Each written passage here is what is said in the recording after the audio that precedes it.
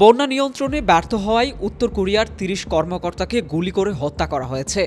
দক্ষিণ কোরিয়ার সংবাদ মাধ্যমের বরাত দিয়ে ভারতীয় সংবাদ মাধ্যম এনডিটিভির প্রতিবেদনে এমন তথ্য জানানো হয়েছে। মূলত ভয়াবহ বন্যা ও ভূমিধস প্রতিরোধে ব্যর্থ হওয়ায় এই ৩০ জনকে হত্যা করা হয়। দক্ষিণ কোরিয়ার চুসুন টিভির প্রতিবেদনে বলা হয়েছে, উত্তর কোরিয়ার সম্প্রতি এক ভয়াবহ বন্যায় অন্তত ১,০০০ মানুষ মারা যায়।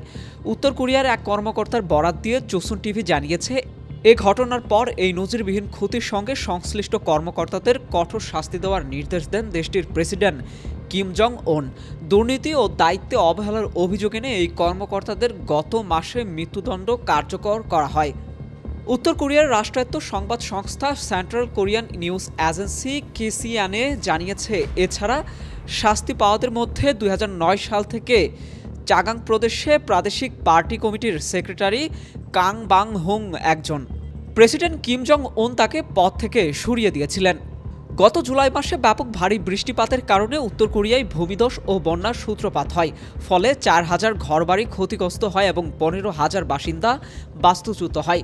কিম জং উন নিজের ক্ষতিগ্রস্ত এলাকা পরিদর্শন করেছেন এবং বলেছেন যে বন্যায় সম্পূর্ণরূপে প্লাবিত এলাকাগুলো পুনর্নির্মাণ ও পুনরুদ্ধার করতে কয়েক মাস সময় লাগবে। সরকার মা, শিশু, বয়স্ক ও প্রতিবন্ধীদের মতো দুর্বল গোষ্ঠীসহ ১৫,৪০০ জনকে রাজধানীর পিয়ংইয়ংয়ের বিভিন্ন আশ্রয় কেন্দ্রে ঠাঁই দিয়েছে।